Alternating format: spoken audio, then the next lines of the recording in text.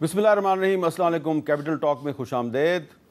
पिछले 2-3 दिन से पूरे पाकिस्तान में अख्तर मैंगल साहब का जो कौमी असम्बली से इस्तीफ़ा है, इस पर बहस व मुबाहिसा हो रहा था और सिर्फ हुकूमत नहीं बल्कि अपोजिशन की सबसे बड़ी जमात तहरीक इंसाफ का डेलीगेशन भी उनको मिला और उनसे दरख्वास्त की कि आप अपना इस्तीफ़ा वापस ले लें।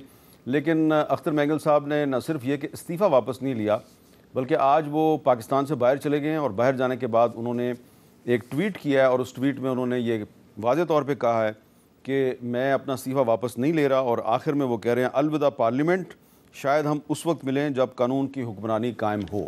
तो अख्तर मैंगल साहब तो पाकिस्तान से चले गए हैं और इस्तीफ़ा भी वापस नहीं ले रहे। लेकिन आज हुकूमत और अपोजिशन के नुमाइंदों की एक मीटिंग हुई है जिसमें कि स्पीकर अय्याज सादिक साहब भी मौजूद थे और उस मीटिंग में कुछ बलूचिस्तान के हवाले से बातचीत हुई है। उस पर हम हुकूमत के उस अहम नुमाइंदे से बात करेंगे जो उस मीटिंग में मौजूद थे। लेकिन आज हम गुफ्तगू का आगाज़ करेंगे पाकिस्तान तहरीक इंसाफ के जो मरकज़ी सेक्रेटरी इत्तलात हैं रऊफ़ हसन साहब, उनसे बात करेंगे। रऊफ़ साहब बहुत बहुत शुक्रिया। Thank you. देखिए, आज DGISPR जो हैं उन्होंने एक प्रेस कॉन्फ्रेंस की है और उस प्रेस कॉन्फ्रेंस में उन्होंने बहुत सी अहम बातें की हैं, लेकिन एक बात जो काफ़ी अहम है जो मैं आपको सुनवाना चाहता हूं और फिर सवाल करना चाहता हूं। पहले आप सुने उन्होंने क्या कहा है। पाकिस्तान आर्मी एक कौमी फौज है और इसका कोई सियासी एजेंडा नहीं है, ना ही ये किसी सियासी जमात की मुखालिफ है और ना ही तरफदार। फौज का हर हुकूमत के साथ पेशा वाराना और सरकारी ताल्लुक होता है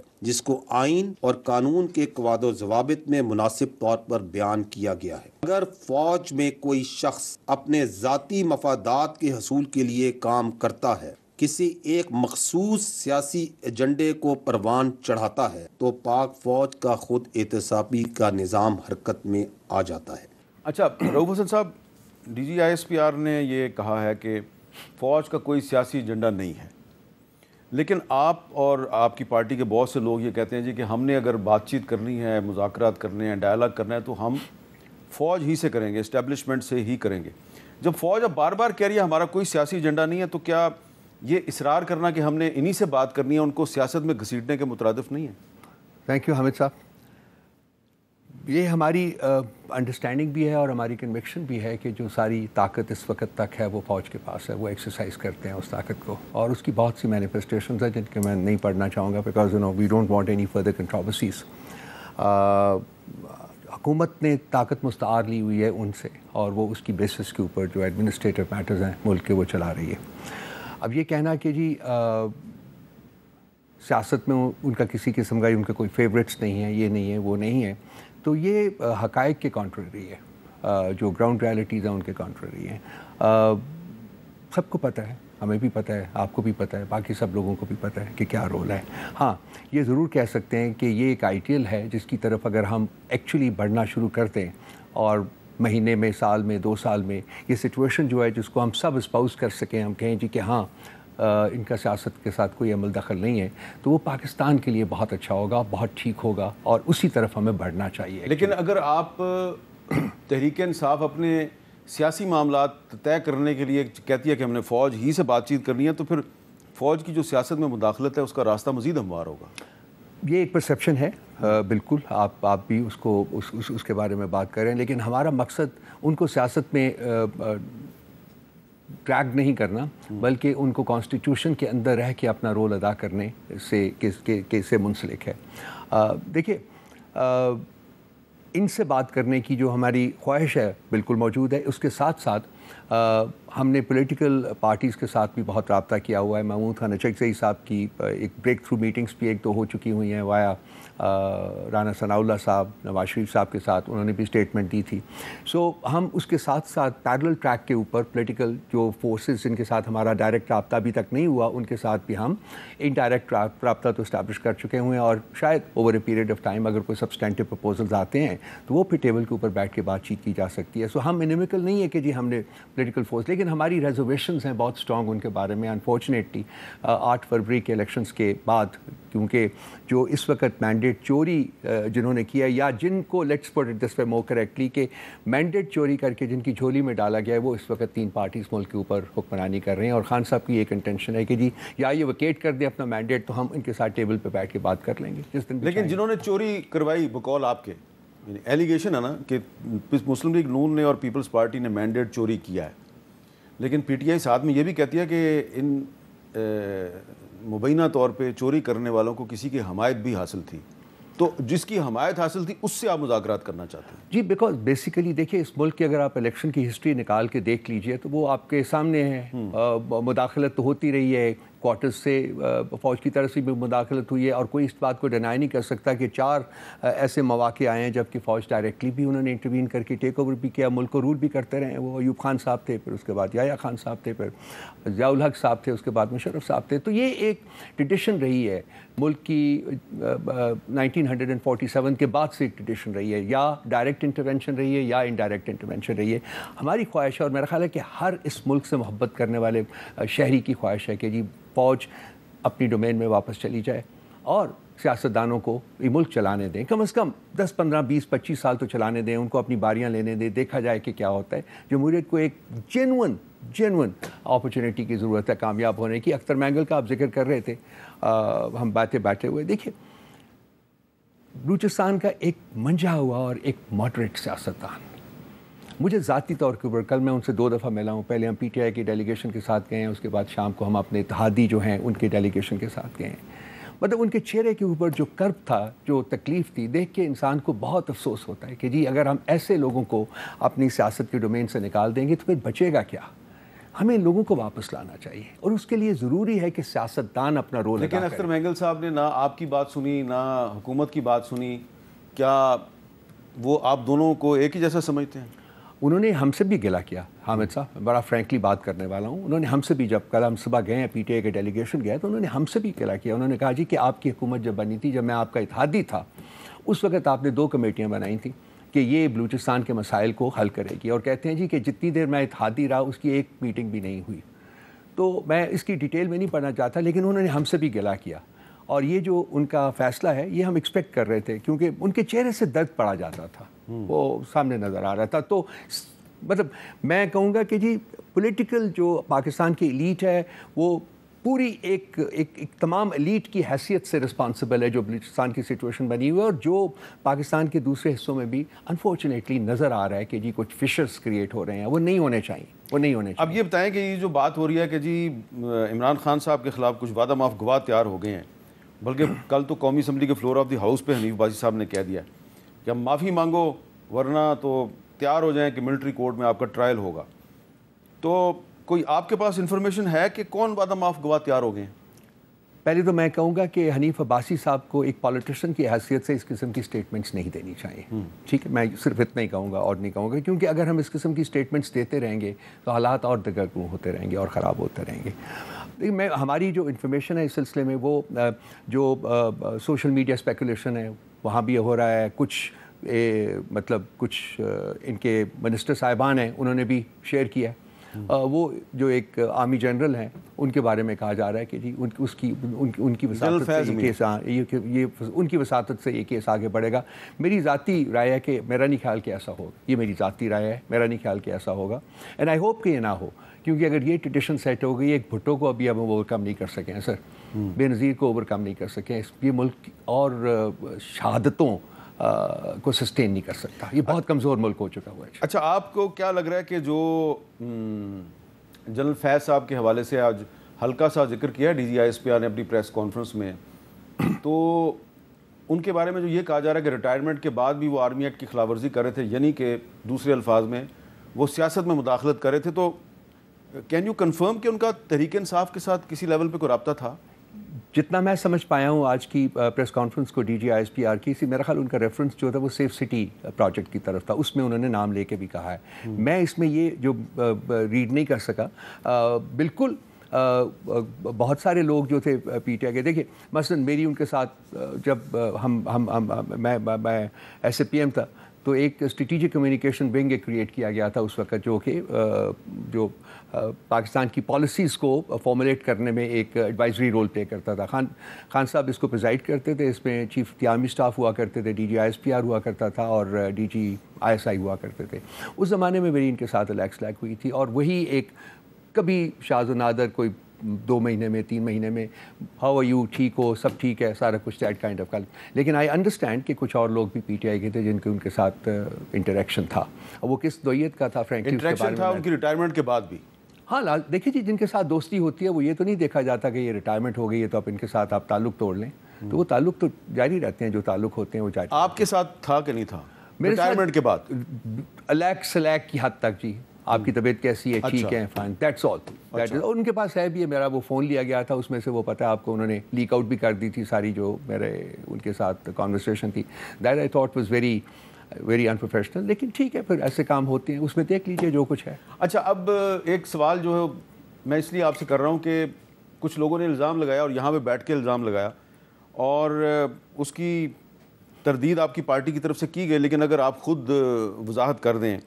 عطاء اللہ تارڑ صاحب جو انفارمیشن منسٹر ہیں وہ یہ کہتے رہے ہیں جی کہ رؤوف حسن صاحب جو ہیں وہ پارٹی سے 7.5 لاکھ روپیہ مہینہ تنخواہ لیتے ہیں. ذاتی طور پہ مجھے تو بطور ایک سٹیزن کے اس پہ کوئی اعتراض نہیں ہے, لیکن کیا واقعی یہ اتنی اچھی روایت قائم کر دی ہے تحریک انصاف نے کہ ان کے پاس جو سیکٹری انفارمیشن ہوتا ہے اس کو وہ 7.5 لاکھ روپیہ پر منتھ دیتے ہیں؟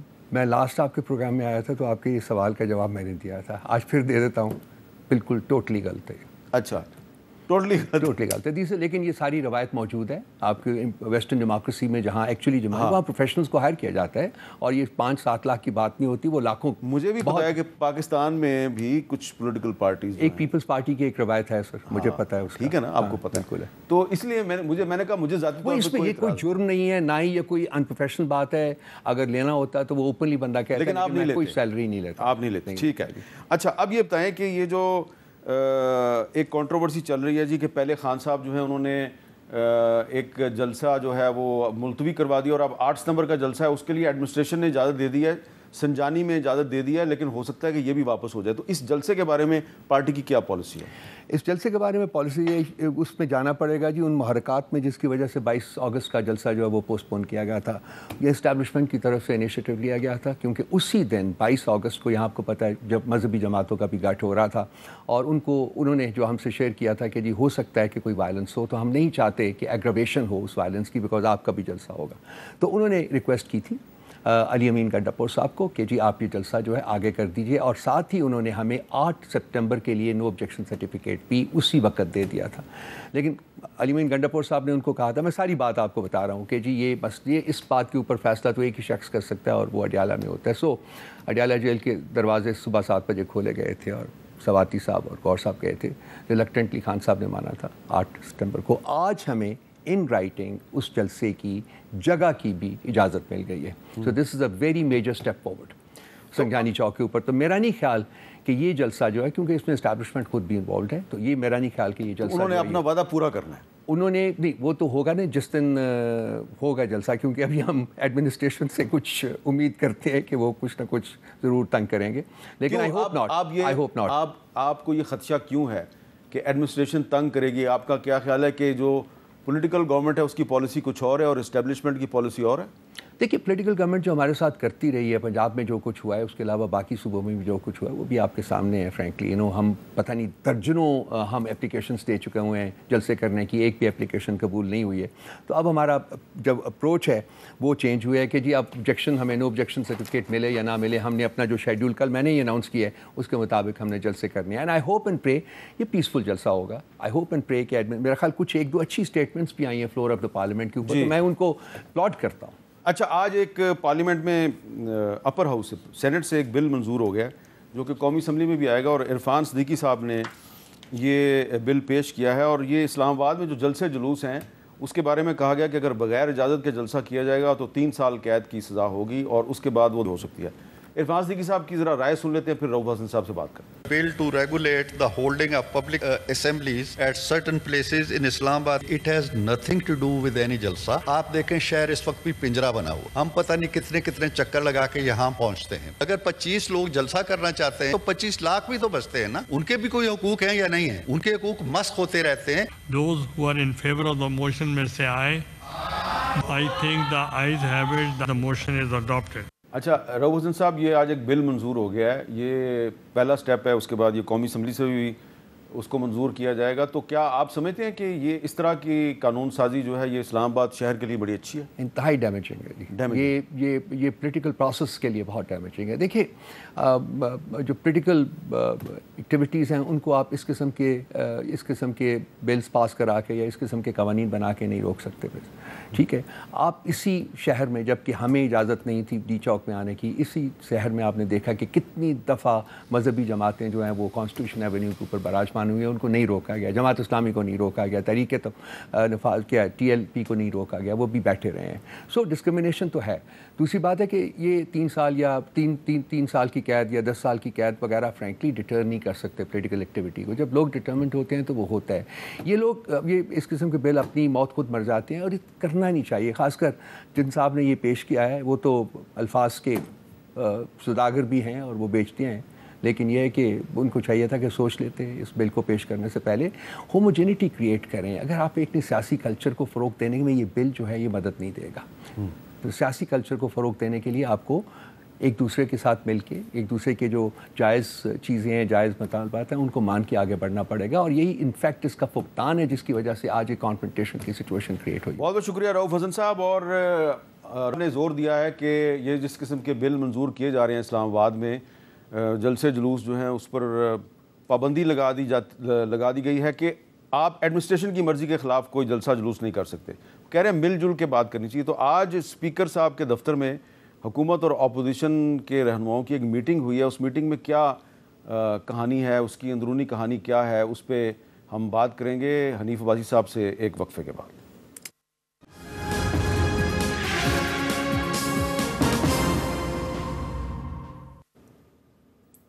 کیپٹل ٹاک میں خوش آمدید. اور اب ہم بات کریں گے مسلم لیگ نون کے سینئر رہنما اور رکن قومی اسمبلی حنیف عباسی صاحب سے, جو آج اسپیکر کے دفتر میں حکومت اور اپوزیشن کے درمیان ہونے والی ایک اہم ملاقات میں موجود تھے. ان سے پوچھیں گے کہ اس ملاقات میں کیا فیصلہ ہوا. اور کل عباسی صاحب نے قومی اسمبلی میں فلور آف دی ہاؤس پہ یہ دعویٰ کیا تھا کہ تحریک انصاف والے جو ہیں ان کے خلاف وعدہ معاف گواہ جو ہیں وہ تیار ہو چکے ہیں. تو کوشش کریں گے عباسی صاحب ہمیں بتائیں کہ وعدہ معاف گواہ کون کون ہے اور کہاں کہاں پہ ہے, کب سامنے آئے گا. بہت شکریہ عباسی صاحب. پہلے تو یہ بتائیں کہ جو آج کافی عرصے کے بعد حکومت اور اپوزیشن کے رہنماؤں کی ایک ملاقات ہوئی ہے, اس میں آپ بھی شریک تھے, تو وہ ملاقات کا کیا نتیجہ نکلا؟ دیکھیں اس میں ہماری طرف سے اسپیکر صاحب رانا ثناءاللہ صاحب, میں ڈاکٹر طارق فضل چوہدری صاحب, اور ادھر سے اسد کیسر صاحب تھے, اور بیرسٹر گوہر صاحب تھے, اور حامد صاحب تھے, حامد رضا صاحب, ڈاکٹر صاحبزادہ حامد رضا.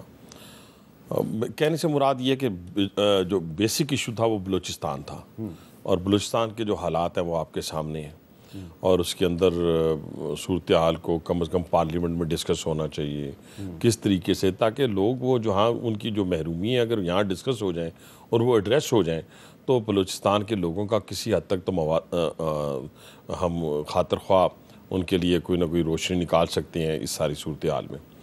تو اس حوالے سے وہ میٹنگ تھی ہماری, اور اس میں یہ طے ہوا کہ ہم آنے والے ویک میں جو ہے ہم ایک ڈیبیٹ رکھیں گے بلوچستان کے اوپر, اور ہو سکتا ہے کہ ان کیمرہ ہم جو ہے ایک سیشن بھی کریں اس کے اوپر. ان کیمرہ اگر آپ کریں گے تو زیادہ فائدہ مند ہوگا آپ کے لیے؟ نہیں, ہم ڈیبیٹ جو ہے وہ تو پبلکلی کریں گے, لیکن ان کیمرہ کے بہت سے فائدے بھی ہوتے ہیں. اچھا, لیکن عباسی صاحب, رانا ثناءاللہ صاحب اور دوسری طرف سے تحریک انصاف کے اسد کیسر صاحب, دونوں اپنے اپنے ڈیلیگیشن لے کے اختر مینگل صاحب کے پاس گئے کہ آپ اپنا استعفیٰ واپس لے لیں. اختر مینگل صاحب نے استعفیٰ واپس نہیں لیا, بلکہ آج وہ پاکستان سے ہی چلے گئے ہیں, اور انہوں نے اعلان کر دیا کہ میں استعفیٰ واپس نہیں لے رہا. تو کیا لگ رہا ہے آپ کو کہ اختر مینگل صاحب تو استعفیٰ واپس نہیں لے رہے, کہیں کوئی مزید بلوچستان کے سیاستدان تو یہ پارلیمانی سیاست چھوڑنے کا اعلان نہیں کرنے والے؟ اچھا, پہلی بات تو یہ میر صاحب, آپ کو نا بلوچستان کے حوالے سے, اس کی صورتحال کے حوالے سے میرے سے بہت زیادہ علم ہے, لیکن میں آپ کو چھوٹی سی گزارش ایک پولیٹیکل ورکر کی حیثیت سے کروں گی. یہ 2-3 وزرائے اعلیٰ چھوڑ کے اس سے پہلے جتنے لوگ تھے آپ کو پتہ ہے سردار ہی تھے. یعنی وہ اگر گورنر تھا تو سردار تھا, اگر وزیر اعلیٰ تھا تو سردار تھا. میں ٹھیک کہہ رہا ہوں, میری ہسٹری کو ٹھیک کر لیجئے گا. آپ کی ہسٹری کو میں ذرا ٹھیک کر دیتا ہوں کہ اختر مینگل صاحب جو ہیں وہ 16 مہینے کے وزیر اعلیٰ تھے, ان کے والد صاحب عطاء اللہ مینگل صاحب صرف 9 مہینے کے وزیر اعلیٰ تھے. بھجن تھے نا, تو تھے نا، میں سنتے ہیں آپ کی نواب بھٹی بھی تھے. میں کہتا ہوں جس کی بھی نواب حکومت بھٹی صاحب صرف چند مہینے کے تھے. بھائی جان میرا صرف آپ سنیں. کہنے کا مطلب یہ ہے کہ جب زہری صاحب بھی تھے. میں بات سنیں, زہری صاحب آپ کی پارٹی میں. جی میں جو بات کرنے لگا اس کو ذرا سمجھنے کی کوشش کریں کہ سرداروں کی حکومت تھی. انہوں نے جان بوجھ کے نہ کالجز بننے دیے, نہ یونیورسٹی بننے دی, نہ پینے کا پانی دیا. نہیں اس طرح نہ کریں, مجھے بات نہیں. دیکھیں نا, آپ اگر غلط بات کر رہے ہیں کہ سردار عطا اللہ مینگل نے فلور آف دی ہاؤس پہ انہوں نے 1972 میں سرداری نظام کے خاتمے کی قرارداد پیش کی, خود ایک سردار نے. ٹھیک ہے, تو اس سردار کو اگر آپ غلط کہہ رہے ہیں تو پھر ہسٹری کو ذرا درست نہیں. میں سردار اپنا جو اختر مینگل ان کی بات ہی نہیں کر رہا, میں سرداروں کی بات کر رہا ہوں. میں پھر کروں گا دوبارہ. ان کی حکومت تھی, پینے کا صاف پانی نہیں ملا بلوچوں کو. اچھا. یونیورسٹی نہیں ملی, کالج نہیں ملی, محرومیاں بڑھتی گئیں, بہت زیادہ بڑھیں. اور لیکن اپنی جو ان کی محرومیاں تھیں وہ دور ہو گئیں تمام سرداروں کی. کسی نے کراچی میں بنگلو بنا لیا, کسی نے اسلام آباد میں, کسی نے لاہور میں بنا لیا. اچھا, اس کا اس وقت حکمران ہے بلوچستان کے, ان سب کے اسلام آباد میں بنگلے ہیں. ٹھیک ہے, آپ ٹھیک کہہ رہے ہیں. میری بات کو ذرا میں اس کو کنکلوڈ کروں گا تو آپ کہیں گے تو ٹھیک کہہ رہے ہیں. ہاں, اب ان کے نیچے سے زمین نکل گئی ہے. اچھا. سب کے. میں تو اختر مینگل صاحب کے آخری وقت تک آپ میرا خیال ہے انفارمیشن دے رہے تھے کہ وہ استعفیٰ دیے بغیر, واپس لیے بغیر وہ دبئی چلے گئے. لیکن میں پھر کہوں گا کہ ہو سکتا ہے کہ وہ لوٹ آئیں. اور ہمارا آپ کی آج کی باتیں سننے کے بعد تو کبھی نہیں آئیں گے. نہیں, نہ آئیں میری باتیں سننے کے بعد مجھے کوئی. لیکن میں تو اب دیکھیں نا, میں کچھ بات تو کروں گا نا جو حقائق پہ مبنی ہے. اسی وجہ سے تو وہ محرومیت دوسروں نے فائدہ اٹھایا. ہمارے جو اندیکھے دشمن ہیں انہوں نے اربوں ڈالر انویسٹ کر دیے بلوچستان کے اندر. اس پہ مجھے کوئی دو رائے نہیں ہے. اب ان سرداروں کے نیچے سے کھسک گئی ہے پوری کی پوری زمین. اب یہ چلی گئی ہے جیسے اپنا لیڈر لیس کراؤڈ ہوتا ہے نا, اس طرح لیڈر لیس وہاں پہ صورتحال پیدا ہو گئی ہے. تو اس کو کنٹرول کرنے کے لیے حکومت کو چاہیے کہ وہ بیٹھ کر 2-3 ایشوز ہیں جن کو مطلب کہ ہمیں ایڈریس کرنا ہے. ہمیں مسنگ پرسن کو بھی ایڈریس کرنا ہے. یہ نہیں کہ ہم ان کو ایڈریس نہیں کر سکتے, ان کو کرنا ہے. پھر ہم نے جو فیسلٹیز ہیں ان کو جو نہیں مل رہی, جو اگر ہم ان کو نوکری نہیں دیں گے, اگر ہم ان کے ریسورسز کے اوپر قابض ہو جائیں گے تو دشمن جو ہے اس کو ایکسپلائٹ کرے گا. اور یہ بات جو ہے DGISPR نے بھی کہی ہے کہ جی وہ ایکسپلائٹ کرتا ہے دشمن, اور دشمن کا کام ہے. دشمن کو آپ یہ تو نہیں کہہ سکتے کہ تم یہ کام نہ کرو, کیسے کہ نہ کرے. وہ تو جس میں آپ کے پاکستان کو عدم استحکام کی طرف دھکیلنے کی بات ہوگی تو وہ یہ بات کرے گا. اچھا, اب یہ بتائیں کہ کل جو آپ نے اسمبلی میں ایک بڑی اہم بات کی تھی, اصل میں تو ہم نے آپ کو اس کے لیے بلایا تھا. چلیں کوئی بات, تو وہ ریپیٹ کر دیں جی جو آپ نے کل اسمبلی میں کہا, یا جو میر صاحب جو میں نے کہا اس کو تو میں آن کرتا ہوں. آپ کو پتہ ہے پھانسی کی کال کوٹری میں بھی آن کیا, میموری کو ذرا ریفریش کر دیں. ابھی تو عشق کے امتحان اور بھی ہیں, ابھی ملٹری کورٹ بھی ہے. تو آپ کہتے ہیں 9 مئی کی ویژولز لے کے آئیں, اندھے ہیں. آپ نے حملہ کیا ہے پلاننگ کے تحت, آپ کے خلاف وعدہ معاف گواہ تیار ہو گئے ہیں. وہ وعدہ معاف گواہ تیار ہوئے ہیں آپ کے خلاف. اتنے بڑے بڑے ایویڈنس ہیں آپ کے خلاف کہ آپ کا بچنا ناممکن ہے. ابھی بھی موقع ہے, معافی مانگے. میں چلتا ہوں آپ کے ساتھ. پرائم منسٹر کی ضرورت نہیں ہے, کسی کی ضرورت نہیں ہے. میں آپ کے ساتھ جا کے معافی دلاتا ہوں. بانی PTI کو سزا ہو جاتی ہے ملٹری کورٹ سے. ویسے میں ایک مثال دے رہا ہوں, تو کیا کریں گے آپ, ملک کو آگ لگا دیں گے. تو پہلے تو یہ بتائیں کہ وعدہ معاف گواہ واقعی تیار ہو گئے ہیں. DGISPR نے تو نہیں بتائی یہ بات. میر صاحب پہلی بات تو یہ ہے کہ اگر اس کے پس منظر میں چلے جائیں بات کی کہ لیڈر آف دی اپوزیشن نے بات کی, اور لیڈر آف دی اپوزیشن نے دیکھیں میں تو اپنی پارٹی کا ایک معمولی سا کارکن ہوں, لیکن ساتھ ساتھ میں پاکستانی بھی ہوں. آپ بھی ہیں, میں بھی ہوں, سارے ہیں. 25 کروڑ عوام پاکستانی ہیں. میں تو یہاں بیٹھ کے کسی کو ملک دشمن کہہ ہی نہیں سکتا. انہوں نے کھڑے ہو کے جو گفتگو کی, وہ گفتگو ٹوٹل انسٹیٹیوشن پہ حملہ آور ہونے والی تھی. میں 2-3 باتیں کرتا. حجوج مجوج کہا گیا, ویگو ڈالے کہا گیا, پھر کہا گیا KGB کہا گیا. بہت مطلب انہوں نے کوئی بات کی نہیں کہ بلوچستان میں کیا ہو رہا ہے اس وقت, KPK کے اندر لا اینڈ آرڈر کی کیا صورتحال ہے. اس کے اوپر میں نے جو ریئیکٹ کیا نا, وہ میں نے کسی کے کہنے پہ نہیں کیا, کیونکہ میں تو کوئی تقریر تو میں کر چکا تھا صبح, جس میں نے کہا کہ وزراء نہیں آتے ہیں. میں نے تو جو حق بات IPPs کے اوپر میں نے بات کی, وہ تو میں اپنی بات کر چکا تھا. جب انہوں نے یہ بات کی تو میں کھڑا ہو گیا, اور جو میرے پاس انفارمیشن تھی, میں انفارمیشن کی بنیاد پہ میں نے کسی پہ الزامات نہیں لگائے. جو دل کی باتیں تھیں وہ نکل گئیں. آپ کی انفارمیشن یہ ہے کہ میں بتاتا ہوں کہ PTI کے خلاف وعدہ معاف گواہ تیار ہو چکے ہیں. میں بتاتا ہوں. دیکھیں, پہلی بات تو یہ ہے کہ جتنی DGISPR نے بات کی اپنے انسٹیٹیوشن کے متعلق, میں اس سے آگے نہیں جا سکتا, اس لیے کہ بھی میں کون ہوتا ہوں کہ میں بیٹھ کر یہاں پہ یہ کہوں کہ نہیں جی میں تو اس سے آگے بات کروں گا. لیکن جو میرے پاس علم ہے یہ آپ ذہن میں رکھیں کہ پاکستان کی 76 سالہ تاریخ میں پہلی دفعہ ہوا ہے کہ کوئی آئی سے جو چیف ہو اور اس کو وہ انویسٹیگیٹ کر رہے ہوں تو پہلے سب سے پہلے انہیں اپنے جسٹیفائی کرنے اپنے انسٹیٹیوشن کو کہ ہم نے یہ گرفتاری کی ہے, کیوں کی ہے, وہاں پہ ایویڈنس اکٹھا ہوا ہے. اس کے علاوہ کچھ لوگ حاضر ڈیوٹی ریٹائرڈ لوگ انسٹیٹیوشن کے وہ وہاں پہ اپنے بیانات ریکارڈ کروا چکے ہیں یا وہاں پہ موجود ہیں. ٹھیک ہے جی. اس کے علاوہ ایڈمنسٹریشن کے لوگ حاضر سروس بھی اور ریٹائر بھی. ٹھیک ہے جی. اس کے علاوہ ایڈمنسٹریشن میں سے لوگ ہیں. اس کے علاوہ پی ٹی آئی کے کچھ لوگ ہیں جو اس بات پہ تیار ہیں کہ ہاں جی کہ یہ 9 مئی کی سازش کہاں اور کیسے تیار ہوئی. پی ٹی آئی کے لوگ ابھی بھی پی ٹی آئی میں یہ جو بات جی ابھی بھی پی ٹی آئی کا حصہ ابھی بھی پی ٹی آئی کا حصہ. اچھا دیکھیں نا ابھی بھی پی ٹی آئی کا حصہ ہے. اور جو بات میں نے اور کی کہ 99 ناموں کے نیچے آپ کھڑے ہو کے کوئی بندہ کہہ دیں کہ آپ کے ڈائریکٹ رابطے نہیں ہیں. رابطے ہیں نا, اسی بنیاد پہ جلسہ آپ نے ملتوی کیا جو میں اپنی تو اس حوالے سے میں بات کر رہا ہوں کہ رابطے بھی ہیں. اور دوسری بات یہ ہے کہ ان میں سے کوئی نہیں چاہتا کہ بانی پی ٹی آئی باہر آئے. اس لیے نہیں چاہتا کہ وہ جب باہر آئے گا تو ان کے سیاست ختم ہو جائے گی. اور دوسری بات وہ آ نہیں سکتے, اس لیے آ نہیں سکتے کہ کھرا ان کی طرف جاتا ہے. کھرا ان کی طرف جاتا ہے جتنے بیانات قلم بند ہوئے ہیں, جتنی سٹیٹمنٹس آئی ہیں وہ ساری کی ساری, کیونکہ یہ میں آپ کو 10 دفعہ کہہ چکا ہوں یہاں پہ بیٹھ کے کہ یہ 9 مئی ایک دن میں نہیں ہوا تھا. یہ 1 سال کی پلاننگ تھی جس کے اندر ڈرٹی ہیری سے لے کے یہاں پہ جانور یہاں پہ کہا گیا, یہاں پہ میر جعفر میر صادق کہا گیا. وہ نواز شریف کے خلاف نہیں تھا, وہ میرے خلاف نہیں تھا یا کسی ہمارے شہباز شریف کے خلاف نہیں تھی پوری کمپین 1 سال کی.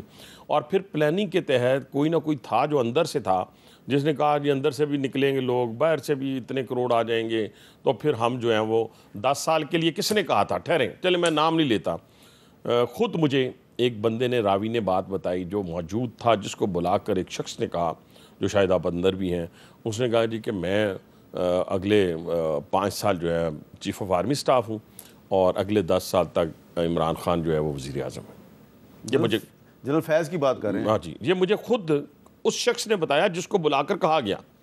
ٹھیک ہے جی. کہنے سے مراد یہ ہے تو یہ 9 مئی کو وہ جو اضطراب تھا, دیکھیں میرے پاس موبائل ہے نا جی, تو میرا خیال ہے امیر صاحب یہ 20-30 سال سے یہی نمبر, جب سے 30 سال ہوئے ہیں یا جو بھی, تو یہی نمبر میں اور آپ میرے درمیان, میں کبھی دوسرا نمبر نہیں رکھتا کہ وہ پاگل ہوں. مجھے غلط فہمی ہے کہ میں 4 نمبر اپنے رکھ کر اور میں کہوں جی میں بچا ہوا ہوں جی میری بات کوئی نہ سن لے, کیسے سن لے گا. تو اگر آپ چور نہیں ہیں, آپ کی داڑھی میں تنکا نہیں ہے تو ہمیں 3-3 4-4 نمبر. اب آخر میں علی میر گنڈا پور صاحب نے بھی ایک بات کی ہے جی جلسے کے حوالے سے, ذرا اس پہ بھی ریاکشن لے لیتے ہیں والد صاحب کا. جلسہ جو پچھلی دفعہ کینسل ہوا ہے عمران خان صاحب نے خود پیغام بھجوا کر جلسے کو کینسل کیا ہے.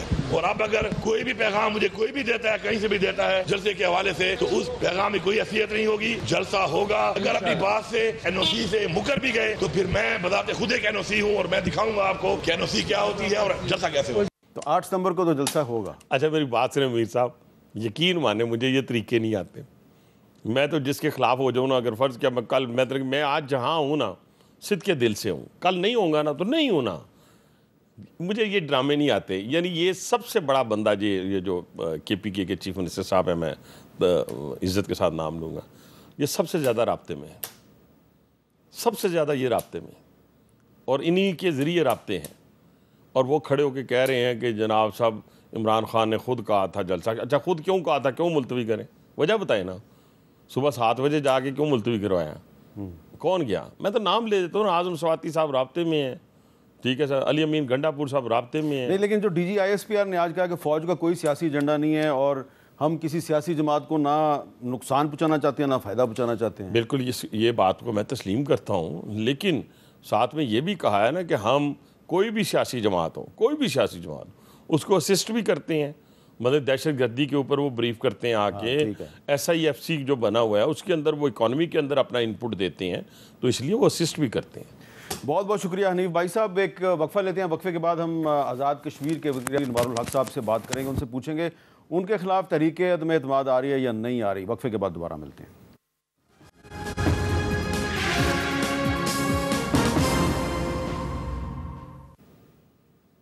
کیپٹل ٹاک میں خوش آمدید. اور اب ہم بات کریں گے وزیر اعظم آزاد کشمیر جناب چودھری انوار الحق صاحب سے. کل انہوں نے ایک بڑی اہم پریس کانفرنس کی اور اس پریس کانفرنس میں انہوں نے جو ایک اہم ترین بات بتائی وہ یہ تھی کہ ایک 2005-2006 میں آزاد کشمیر میں ایک منصوبہ شروع ہوا تھا، رٹھوا ہریام برج کی تکمیل کا منصوبہ تھا، جس کے بنیادی مقصد تھا ڈڈیال اور میرپور کو آپس میں ملانا، اور اس پہ کافی پیسے خرچ ہو چکے تھے، منصوبہ جو ہے وہ کمپلیٹ نہیں ہو رہا تھا۔ اب وزیر اعظم آزاد کشمیر چودھری انوار الحق صاحب نے بتایا کہ اس کے لیے ایکنک نے 9 ارب 23 کروڑ 95 لاکھ روپے کی منظوری دے دی ہے، تقریباً یہ 9.25 ارب روپیہ بنتا ہے۔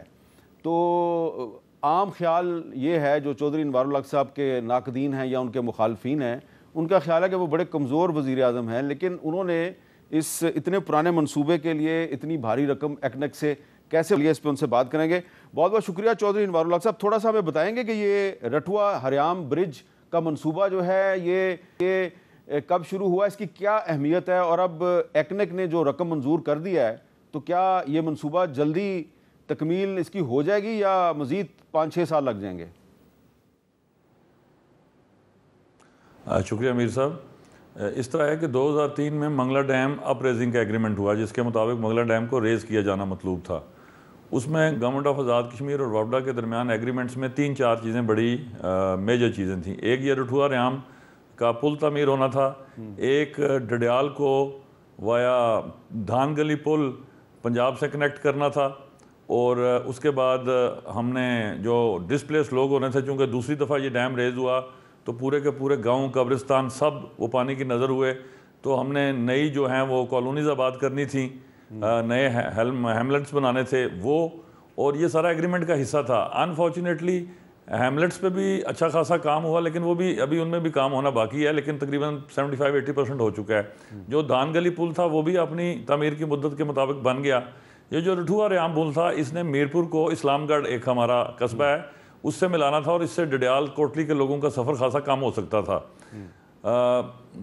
پرابلم ہمارے ملک میں ایک ہی المیہ ہے کہ شفافیت پہ شاید یقین ہمارا کم ہوتا جاتا ہے، تو اس میں میگا کرپشن سکینڈلز آئے، کچھ چیزیں احتساب میں چلی گئیں، پھر یہ لٹیگیشن شروع ہو گئی، پھر یہ بس ایک ناسور بنتا چلا گیا، اور گزشتہ 17-18 سال سے صرف 160 میٹر سپین، اور یہ معاملہ اس لیے بھی زیادہ ہائی لائٹ ہوتا رہا کہ یہ جس دوسرے پل جہاں جا کے اختتام پذیر ہو رہا ہے وہ ٹاؤن اسلام گڑھ، 90% وہ جو لوگ ہیں وہ برٹش پاکستانی ہیں، تو یہ ایک اس حوالے سے ایک اس کی انٹرنیشنل حیثیت بھی اختیار یہ کر گیا۔ تو جب میں تقریباً 16 ماہ قبل پرائم منسٹر بنا تو 3 ڈیڈ پروجیکٹس تھے جن پہ میں نے فوکس کیا۔ ایک یہ تھا، ایک آؤٹ آف اسکول چلڈرن تھا آزاد کشمیر کا، اور تیسرا پروجیکٹ تھا ہمارا جاگراں، جس پہ 49 میگا واٹ بجلی بننی تھی۔ یہ تینوں ڈیڈ پروجیکٹس تھے جن پہ اربوں روپیہ خرچ ہو چکا تھا۔ آج الحمدللہ اللہ کے فضل و کرم سے جاگراں 95% کمپلیٹ ہو گیا۔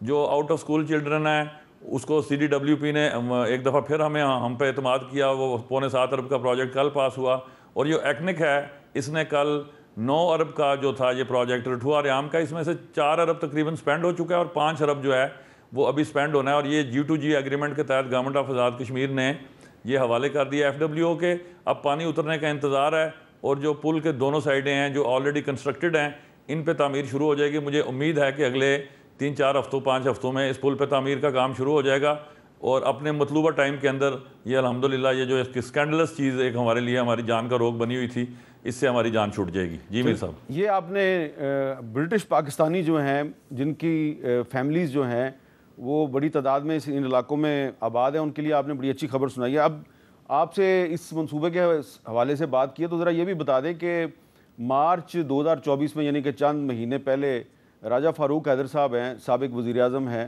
انہوں نے یہ کہا تھا جی کہ چودھری انوار کے خلاف ہم تحریک عدم اعتماد لا رہے ہیں، نمبر بھی پورا ہو گیا ہے، لیکن کافی عرصہ گزر گیا ہے، تحریک عدم اعتماد نہیں آئی۔ تو کیا آپ نے جو اپنے جو سیاسی مخالفین ہیں ان کے ساتھ بات چیت کے ذریعے معاملات کو ٹھیک کر لیا ہے، یا واقعی ان کے پاس نمبر پورے نہیں ہیں؟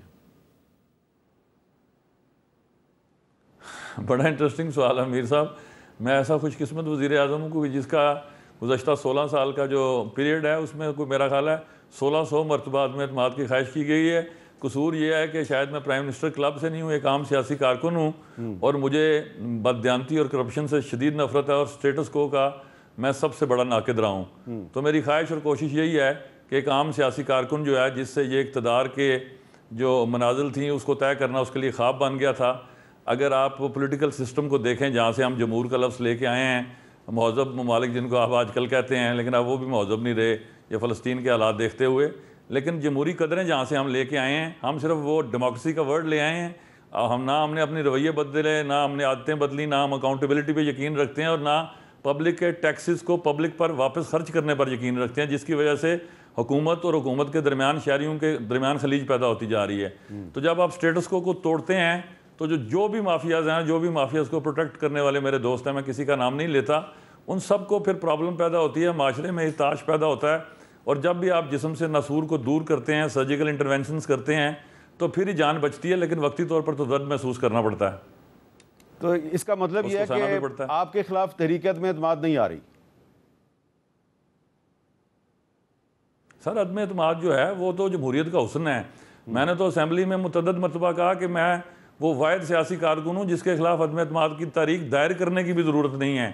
اتنے جمہوری رویوں پر میں یقین رکھتا ہوں کہ 27 ممبران نے اسمبلی کو بٹھا کے چائے پلائیں, اس کے بعد مجھے مطلع کریں اور مجھ سے مستعفی ہونے کا میں اعلان کروں گا اور گھر جاؤں گا.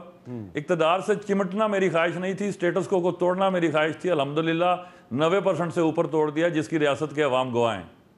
چلیں, بہت بہت شکریہ چودھری انوار الحق صاحب سے. ہم نے زیادہ لمبی چوڑی گفتگو نہیں کی, پھر کسی دن کریں گے.